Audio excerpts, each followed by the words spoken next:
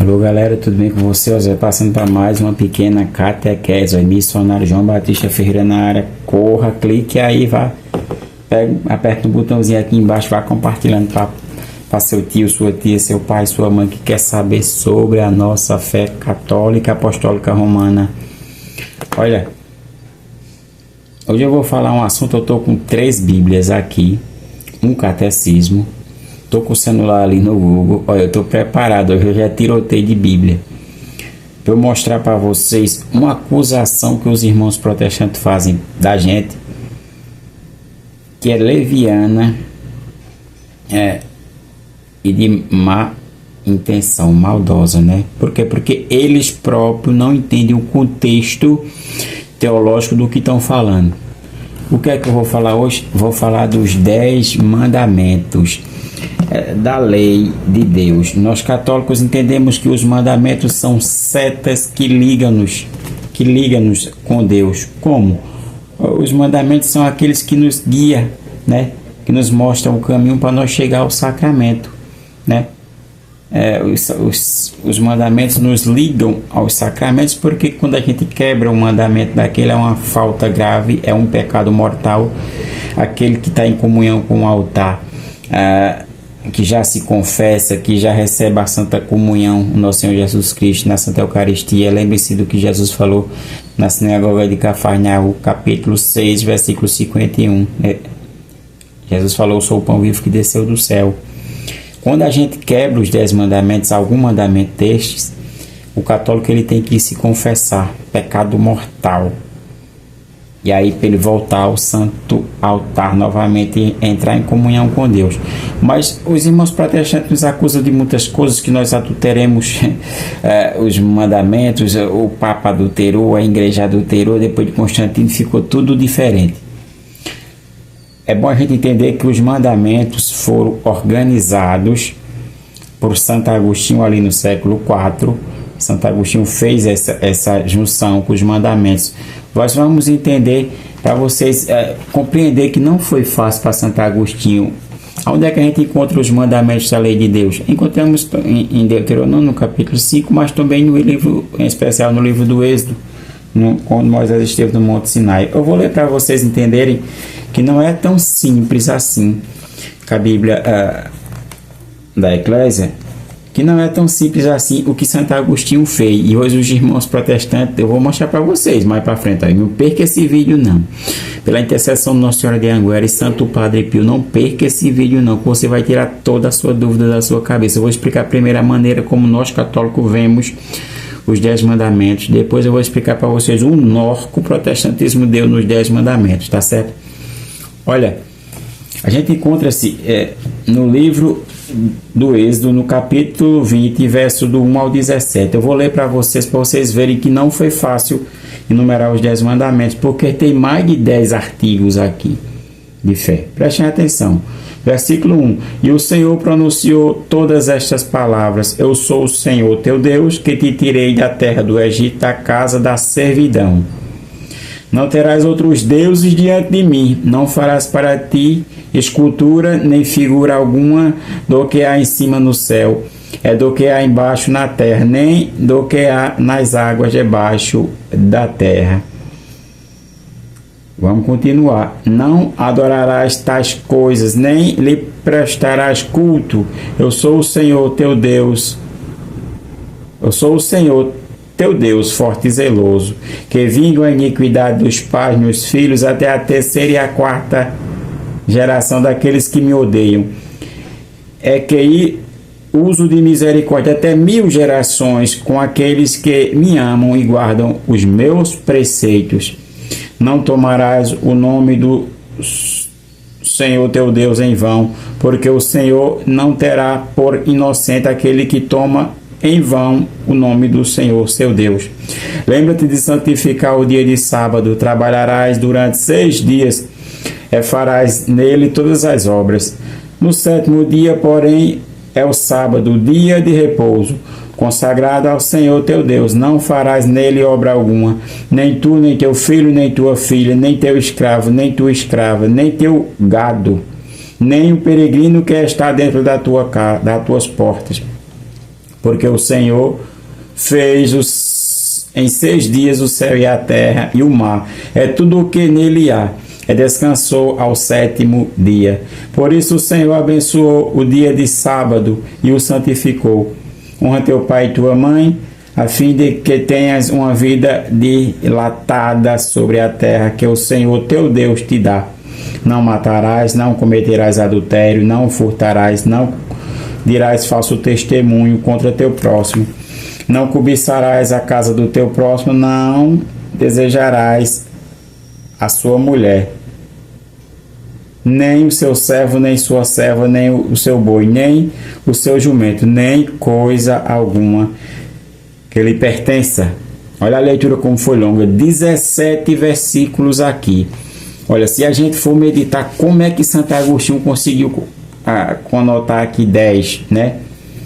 Para a doutrina cristã. Prestem atenção que aqui, se a gente for contar, tem mais de 10 artigos. Por exemplo, não terás outros deuses diante de mim, não farás para ti imagem esculpida.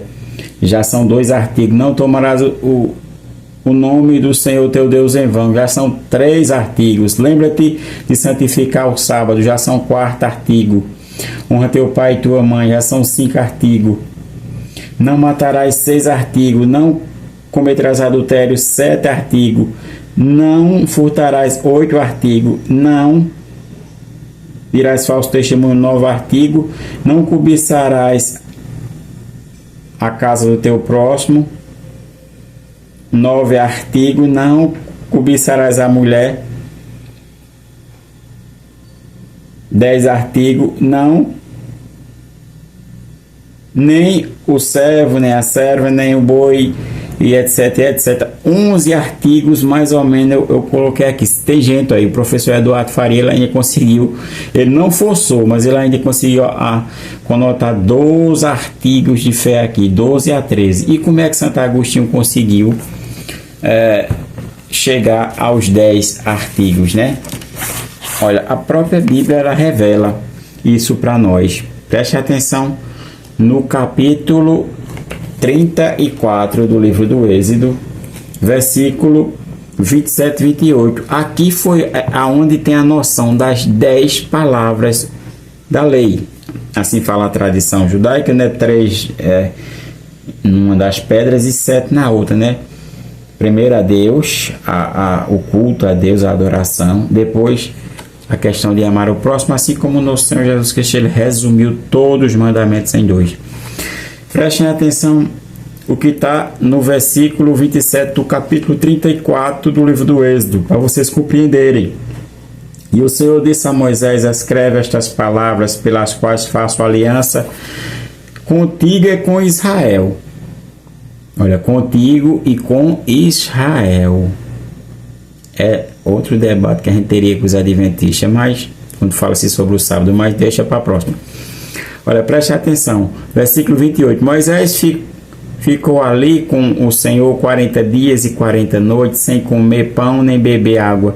Escreveu nas tábuas as palavras de aliança, as 10 palavras. Bíblia, aqui tá, eu li aqui a Bíblia CNBB.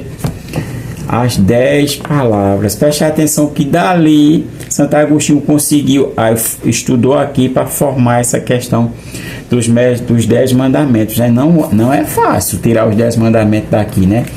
Não é fácil. Mas Santo Agostinho, com a mente brilhante, ele conseguiu. Preste atenção que a Igreja Católica, ela enumera assim. Preste atenção. Olha, primeiro mandamento: amar a Deus sobre todas as coisas. Segundo mandamento: não tomar seu santo nome em vão. Terceiro mandamento: guardar domingos de guarda. Quarto: honra pai e mãe. Quinto: não matar. Sexto: não pecar contra a castidade. Sétimo: não furtar. Oitavo: não levantar falso testemunho. Nono: não desejar a mulher do próximo. 10, o 10º: não cobiçar as coisas alheias. Assim tá os 10 mandamentos da Igreja Católica. Aí os protestantes, eles falam: não, mas tiraram porque não fazer imagem de escultura, como está no versículo 4, É um mandamento. Não é um mandamento, né? É um preceito do primeiro mandamento que já começa no versículo 1 e finaliza no versículo 3. Não terás outros deuses diante de mim. Esse é o primeiro mandamento. O primeiro mandamento começa a amar a Deus sobre todas as coisas. Se eu amar a Deus sobre todas as coisas, não fará outros deuses, não terás outros deuses diante de mim, diante da minha face, e não farás para ti escultura nem figura alguma. Se torne-se o primeiro mandamento. É um preceito, porque se a gente for contar, separar eles, no final das contas vai dar 11. Aí os irmãos protestantes, eles condensaram isso aí para dizer que é só 10, porque eles separaram aqui e condensaram lá embaixo. Mas vamos explicar o nó que eles deram, né? Deram um nó errado, a coisa deu errada. Mas eu vou explicar para vocês pelo catecismo que a questão da imagem, que é um preceito do primeiro mandamento, o catecismo mesmo explica, e ele condena a imagem de ídolo, porque todo ídolo é uma imagem. Preste atenção, olha, todo ídolo é uma imagem. Né? É claro que a gente pode endeusar outras coisas, mas nem toda imagem é um ídolo. Compreenderam? Porque se fosse assim, Deus estaria se contradizendo com o próprio livro do Êxodo, no capítulo 25, verso 18, quando ele manda fazer. Olha, todo ídolo é uma imagem, mas nem toda imagem é um ídolo. É claro que tem ídolos de todas as maneiras. Hoje a gente encontra ídolos no futebol, na música, em tantas coisas, né? Em meio aos pastores, né? Que estão endeusando, né? Os bichinhos. Mas vamos entender mais um pouco do catecismo. Olha só, o catecismo no parágrafo 2132 fala assim: o culto cristão das imagens não é contrário ao primeiro mandamento, que proíbe os ídolos. De fato, a honra prestada a uma imagem se dirige a quem ela representa, a quem venera a imagem, venera a realidade nela reproduzida. A honra prestada às santas imagens é uma veneração respeitosa e não uma adoração que só compete a Deus. Olha o que o catecismo fala.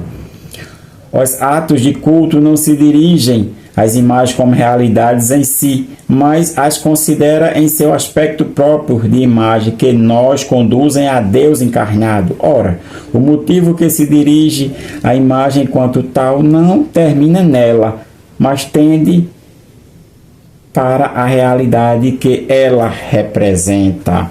Olha o que o catecismo fala no parágrafo 2132, sensacional para limpar essa questão. Mas o que acontece com os 10 mandamentos protestantes? Eu vou ler para vocês aqui no Google, dei uma pesquisadinha, porque eles dão um nó. Olha como ficou os 10 mandamentos da maneira com que João Galvino fez. Preste atenção, no ano 1517, Martinho Lutero, ele não mudou a questão dos mandamentos. Martinho Lutero, no ano 1517, na Reforma Protestante, que não é uma reforma, reforma é aquele que reforma aquele que já está pronto. Aí os irmãos protestantes falando, Martinho fez uma reforma. Não é uma reforma, ele criou outra religião. Reforma é aquele que ele fosse reformar aquele que já está pronto, ele batesse de frente com os erros do clero e ele fosse reformar, como fez São Francisco de Assis e outros santos, para reformar aquele que já está pronto. Aí é uma reforma, mas ele criou outra instituição por conta própria, né? Mas ele não mexeu nos 10 mandamentos, continuou da mesma maneira com o que está aqui. A partir de João Galvino, João Galvino nasceu no ano 1509 e ele morreu no ano 1564, por ali. Depois da reforma, depois de Lutero, veio Zwingli e João Galvino. João Galvino ele era muito anti-católico e anti-imagem. E ele não aceitava as imagens. Aí o que é que João Galvino fez? Qual é a questão de João Galvino? Ele colocou: não terás outros Deus diante de mim, primeiro mandamento, não farás para ti imagem esculpida. Olha, ele juntou os dois preceitos. Não tomarás o nome do Senhor teu Deus em vão. Lembra-te do dia do sábado para santificar. Honra teu pai e tua mãe. Não matarás, não adulterarás, não furtarás, não levantarás falso testemunho. Aí ele colocou não cobiçar as coisas do próximo e não cobiçar a mulher do próximo e as coisas do próximo. Ele colocou, ele separou, ele condensou. Não cobiçar as coisas, a mulher do próximo e não cobiçar as coisas do próximo. Ele condensou. Por quê? Mas a gente sabe, né? Meu irmão, já expliquei isso aqui. Eu já fiz um vídeo explicando os 10 mandamentos. Hoje eu estou explicando mais melhor, dando mais conteúdo para vocês. Cobiçar essa minha Bíblia ou esse meu catecismo, uma moto, um carro que eu tiver, o que for, o meu celular, é diferente de cobiçar a minha mulher. Por isso que a Igreja Católica separa o objeto, né, da mulher. Mas os protestantes, eles deixam em pé de igualdade. Olha, Lutero não separou. Lutero não colocou essa questão aí. Ele manteve os 10 mandamentos conforme a Santa Igreja. João Calvino, ele já separou essa questão dos 2 preceitos do primeiro mandamento, né? Não terás outros deuses diante de mim, não farás para ti imagem esculpida. Ele uniu. Ele separou o que estava unido. Lutero deixou unido, ele separou. Porque ele era muito anticatólico e contra todo tipo de imagem, né? Todo tipo de imagem. O calvinista ensina a raiz, ele odeia imagem, qualquer coisa. É um problema sério, né? Os cavalinhos, misericórdia. Aí prestem atenção, ó, Lutero já teve uma diferença. Lutero manteve os mandamentos como a Igreja Católica Santo Agostinho enumerou. João Calvino, que veio ali depois de Lutero alguma coisinha, João Calvino faleceu em 1564. João Calvino, ele já fez da maneira dele a má interpretação da Bíblia.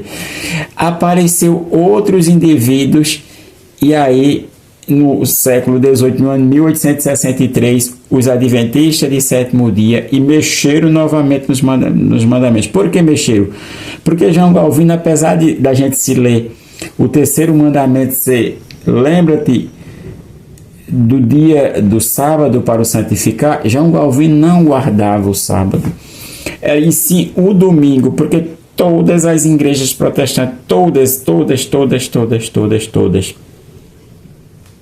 o culto é no domingo. Se você for pesquisar aí, vai ser quase nada dos batistas, uma família bem afastada dos batistas, que são separados, né, em muitos, mas quase nada, todos é no domingo, porque não se leva a sério essa questão do sábado. Por que não se leva a sério? Porque em Cristo se renovou todas as coisas. A gente vê no Apocalipse capítulo 21, verso 5. Porque toda a cristandade ela entende isto? Porque em Mateus 28, 1, Jesus ressuscita no primeiro dia da semana. João 20, verso 1, também ressuscita no primeiro dia da semana. João 20, 19, eles permanecem aquele dia todo com os apóstolos. E ali tem aquela incredulidade de Tomé, que 8 dias depois, no domingo, no capítulo 20 de São João, verso 26, Jesus vem novamente para os apóstolos.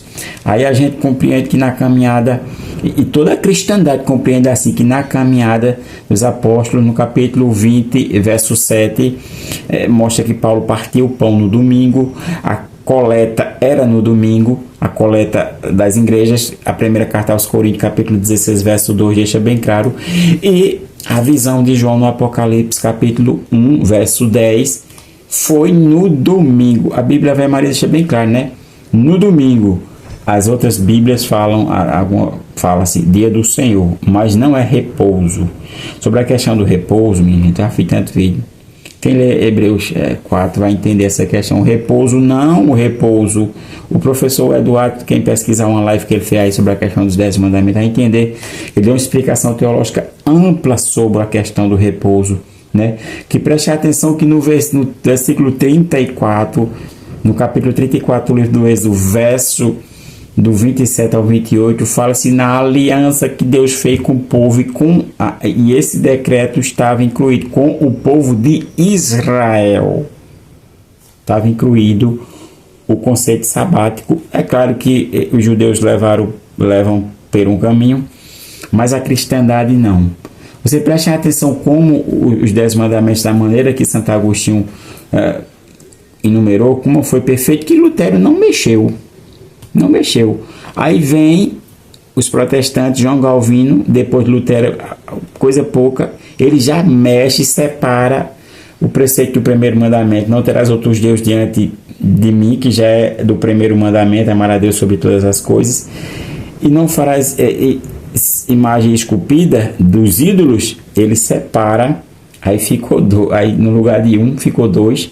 Aí no final ele teve que condensar a questão de cobiçar as coisas do próximo, e a mulher do próximo ele uniu, porque senão ele fica 11. Olha o erro teológico aí, né? A questão de fazer imagem eu já expliquei no catecismo aqui. O próprio catecismo condena a imagem de ídolo, porque todo ídolo é uma imagem, mas nem toda imagem é um ídolo. Abre o olho, preste atenção, aprenda comigo aí, compartilha esse vídeo, se inscreva no canal, vamos estudar a nossa fé, aprofundar mais ainda, porque nós necessitamos disso aí. Preste atenção, do versículo 1 do capítulo 20 do livro do Êxodo até o versículo 17, eu contei 12 e 11 artigos. O professor Eduardo contou 13. Ele disse: não forcei muito não, 13 artigos que poderia ser um mandamento, mas só vai ser descoberto esses mandamentos de uma maneira bem clara a partir de Santo Agostinho do século IV, porque o livro do Êxodo, o próprio livro do Êxodo, capítulo 34, verso do 27 ao 28, fala as 10 palavras, mas não diz exatamente onde estão as 10. Compreender a grandeza da Igreja Católica, porque o que a palavra de Deus fala no capítulo 3 de São Timóteo, verso 15, da primeira carta a Timóteo, que a Igreja é coluna e sustentáculo da verdade por causa destas questões, né? É a Igreja, com a sua interpretação. Repare que a interpretação de Lutero foi uma, a de João Calvino foi outra, a dos seguidores de Ellen White foi outra, a má interpretação protestante. Salve Maria, viva Cristo Rei, Nossa Senhora de Anguera, rogai por mim e por todos os meus inscritos. Santo Padre Pio, rogai por nós. Que as chagas de nosso Senhor Jesus Cristo seja o nosso refúgio e a nossa força.